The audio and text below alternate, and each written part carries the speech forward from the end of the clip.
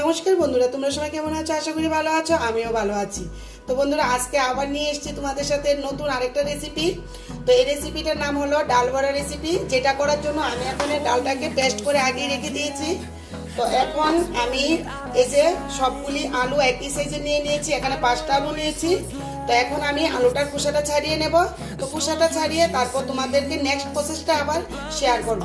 তো আমি এখন খোসাটা ছাড়িয়ে নিই।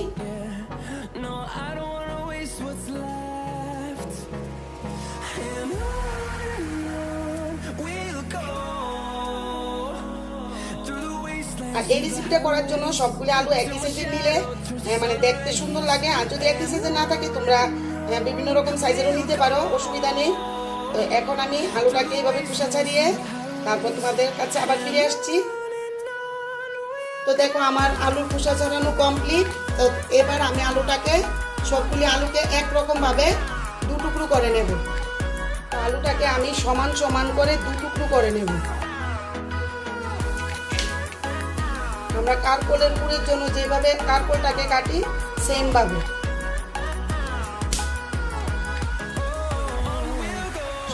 সবগুলি আলুকে একই রকম ভাবে আমরা দু টুকরো করে নিই।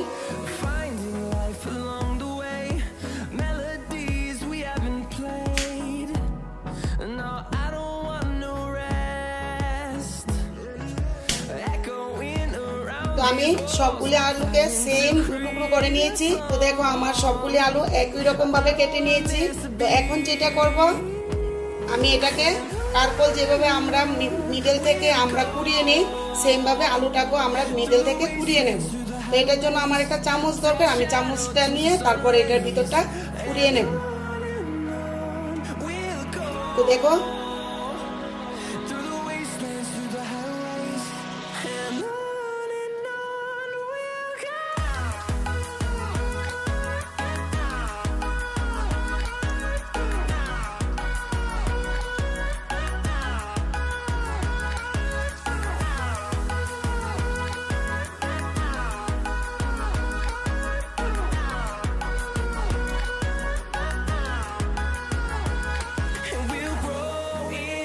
এই যে এমন ভাবে আমি সবগুলিকে করে নেব।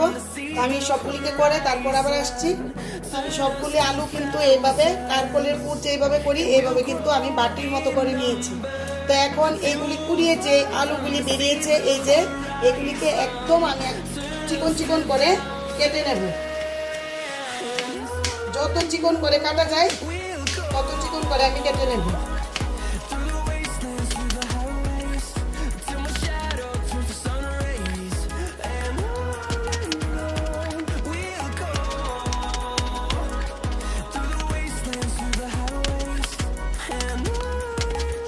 আমার সবগুলি লাগবে না, আমি অর্ধেকটা দিয়ে দেবো আর অর্ধেকটা রেখে দেবো। তো আমার সবগুলি দরকার নেই। তো এইগুলিকে ভালো করে একদম চিকন চিকন করে নেব।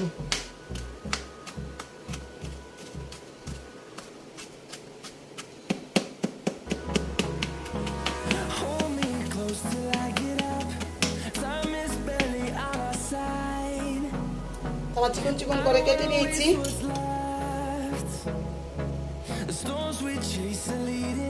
ডাল বড়া আলুটা রান্না করতে এখন আমি এই ডালের পেস্টের সঙ্গে এই আলুটাকে দিয়ে দেব।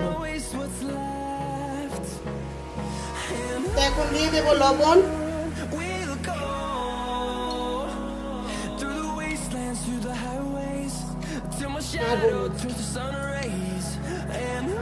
আমি এটাকে ভালো করে মেখে নেব।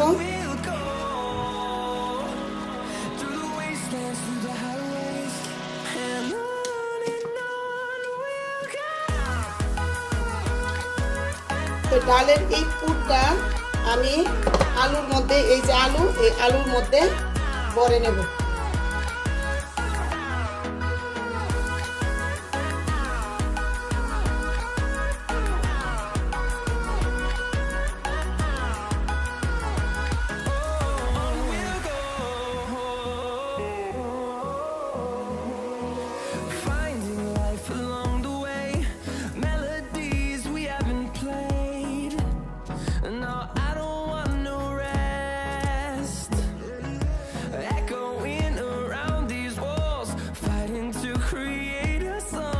আমি সবগুলি আলুর মধ্যে পুর দিয়ে দিয়েছি। এই যে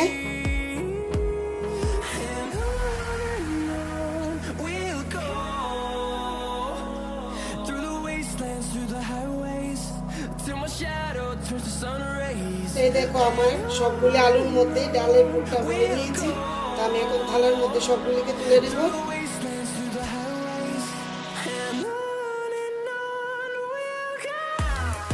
রেসিপিটা করতে যে মশলাটা লাগবে সেই মশলাটা হলো এখানে চিকন জিরা, আদা, ধনিয়া, আর এটা পুরনের জন্য শুকনো লঙ্কা, আর এখানে কাজু কিশমিশ, আর এখানে আছে এলাচি, দারচিনি, আর তার সাথে লাগবে এই টমেটোটাকে আমি টুকরা করে কেটে নিয়েছি। তো চলো এবার রান্নাটা স্টার্ট করি। প্রথমে আমি দিয়ে দেবো টমেটো।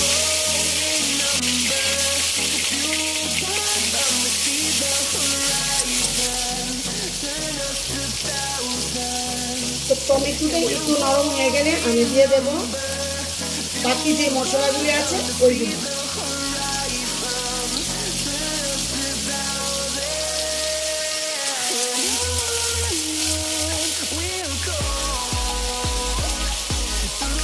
আমি এখন এই মশলাগুলিকে দিয়ে দেবো একসঙ্গে। মশলা দিয়ে আমি ভালো করে ভেজে নেব।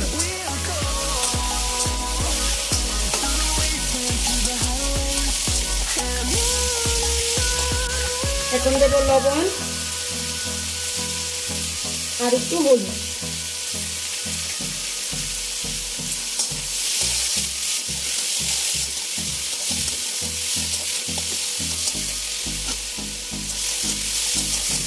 টমেটোটা সিদ্ধ হওয়ার জন্য আমি একটু জল দিয়ে দেব।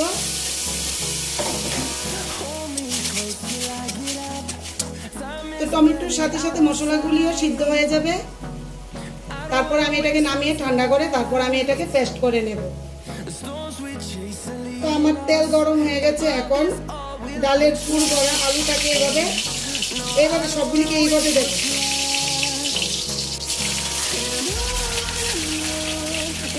আমি একটু ঢেকে রাখবো, আলুটাও সিদ্ধ হয়ে যাবে, ডালটাও সিদ্ধ হয়ে যাবে।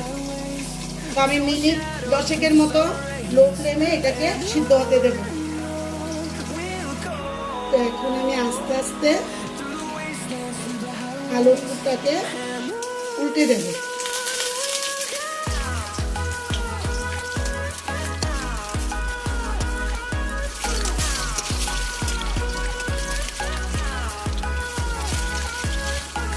আবার একটু ঢাকনা দিয়ে রাখবো 10 মিনিটের জন্য লো ফ্লেমে।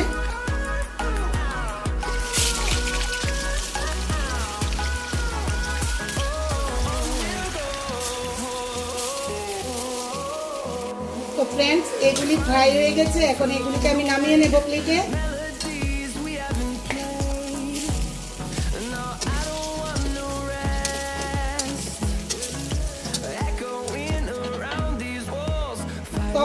এখন আমি এই কড়াইয়ের মধ্যে আরেকটু তেল দিয়ে দেব।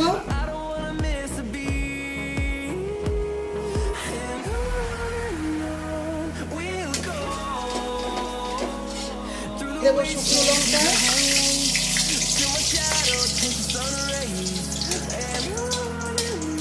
শুকনো লঙ্কাটাকে আমি একটু লাল লাল করে ভেজে নেব, তাহলে ফ্লেভারটা দারুণ আসবে।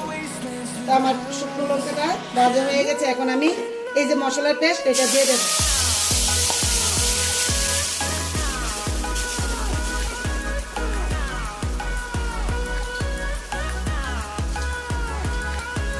তো আমি একটু কাশ্মীরি লঙ্কা মরিচ দিয়ে দেবো কালারের জন্য। অল্প লবণ দেব, যেহেতু মশলা করার সময় লবণ দিয়েছি তাই অল্প লবণ দেব। আর একটু এবার ভালো করে কষিয়ে নেব। তো মশলাটা আমার ভালো করে কষিয়ে তারপর আমার এখানে ঝোলটা দিতে হবে।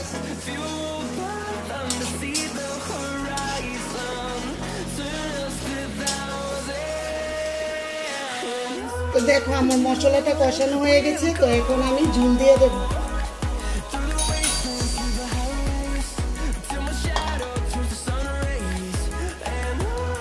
তো ঝোলটা ফুটে গেলে আমি পুর করে আলুটাকে ছেড়ে দেব।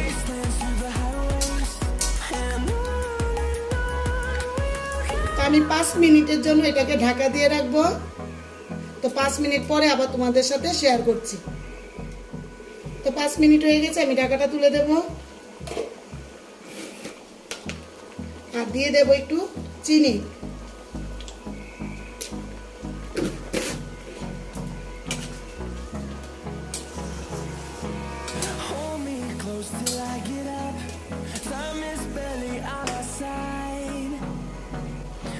দিয়ে দেবো লঙ্কা, তোমরা চাইলে ধনিয়া পাতা দিতে পারো, আমার এখন ধনিয়া পাতা নেই তাই আমি দিইনি, তোমরা চাইলে ধনিয়া পাতাটাও দিতে পারো।